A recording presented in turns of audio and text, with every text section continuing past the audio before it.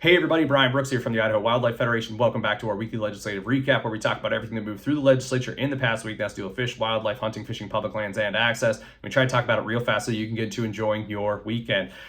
For reasons not related to natural resources, we are starting to see legislative process get really gummed up. We've actually been seeing that for a few weeks. So I'm not going to talk about as many bills because as I have in the last few weeks because a lot of the bills that we have talked about just simply aren't moving due to other issues. There's infighting, there's budgetary fights going on that's really gumming up the work. So I just have a few bills to mention today that did have some amount of movement. First up, we have House Bill 404. This is a bill that exempts real-time wildlife data from being accumulated by a public records request. Obviously, there are bad actors, hunters who could use this information to violate fair chase ethics to get real-time location data of trophy species, but it also keeps this information out of the hands of anti-hunting organizations. That bill passed through the Senate where it had been sitting for many weeks, and now it's on its way to the governor's desk. Awesome.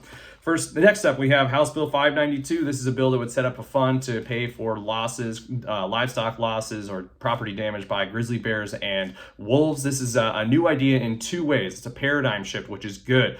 First up, it comes from general fund money. It used to be just sportsmen pay for this. However, sportsmen aren't the only ones who value and benefit from wildlife. Everybody does. So everybody should be paying for these things. It also sets up a first of its kind fund for Idaho that could be used to resolve wildlife conflicts before they even happen. A proactive fund. So we're not just being reactionary. Lots of other Western states have this. It's about time Idaho does too. That's a good bill. It is passed out of the House floor on its way to the Senate.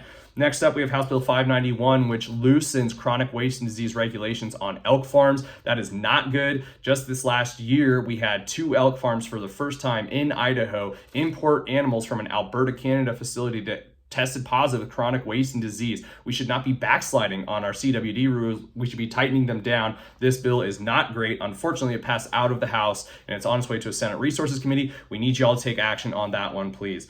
Next up, we have Senate Bill 1322. This is the Invasive Species Fund that expands the definitions for conveyances of potential invasive species, but it also allows political subdivisions like counties and municipalities to have access to the Invasive Species Fund to help mitigate the spread of invasive species. That's a good bill that passed the Senate floor, is on its way to a House committee. Next up, we have House Bill 586. This is a bill that would require non-residents to buy a hunting license to come into Idaho and pick up sheds, antlers. It's a pretty benign bill, but hey, if out-of-state folks are going to come into Idaho and get an Idaho resource, they might as well pay for it. We might as well raise some money off it that can be invested back into our wildlife. And lastly, I just wanted to bring this up. This is House Bill 587. This is a bill that would require all non-residents to go through a lottery to get hunting tags in Idaho for big game. IWF doesn't really have a stance on this, but we've gotten a lot of questions about this. I just want to tell folks that we do not think this bill is going anywhere. It has some pretty significant implications for how guides and outfitters in Idaho would get their tags beyond their allocation. So I just don't think this bill is going anywhere. IWF doesn't really have a stance on it regardless, but I just want to let folks know because we've heard about this bill quite a bit.